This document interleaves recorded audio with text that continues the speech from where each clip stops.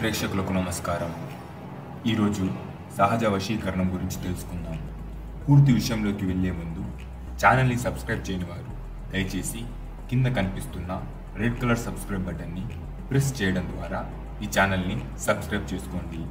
పూర్తి విషయంలోకి వెళ్లే ముందు భార్యాభర్తల సమస్యలు, సంతాన సమస్యలు, రాజకీయ సమస్యలు, అప్పుల సమస్యలు, చెడు ప్రయోగాల నుండి ఎవరైనా సతమతం అవుతుంటే స్క్రీన్ మీద కనిపిస్తున్న గురువు గారికి కాల్ చేసి మీ సమస్యకు పరిష్కారం పొందవచ్చు.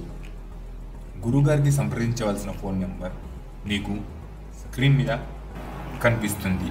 పూర్తి విషయంలోకి వచ్చినట్లయితే సహజ వశీకరణ. ఇంతవరకు అనేక విషయాలను ప్రియమైన పాఠకుల కోసం విశదీకరించి చెప్పడం జరిగింది. వశీకరణ మంత్రాల గురించి చెప్పుకునే ముందు సహజ వశీకరణం అంటే ఏమిటో తెలుసుకుందాం. ప్రకృతి పరంగా యువతీ యువకుల మధ్య ఇష్టాన్ని పెంచి ప్రేమని ఏర్పరించి ఒకరంటే ఒకరికి ఇష్టములా చేసి వారి ఇద్దరి మధ్య ఆకర్షణ పెంచి ఒకరిని ఒకరికి వశీకరణం చేయాలనుకునేది ఈ వశీకరణం, సహజ వశీకరణాలు.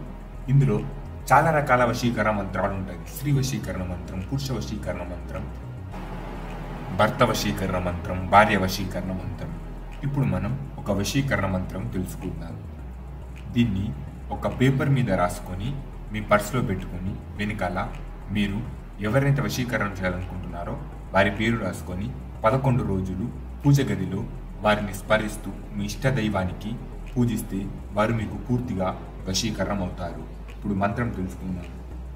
ఓం నమో వశ్య కురు కురు స్వహి.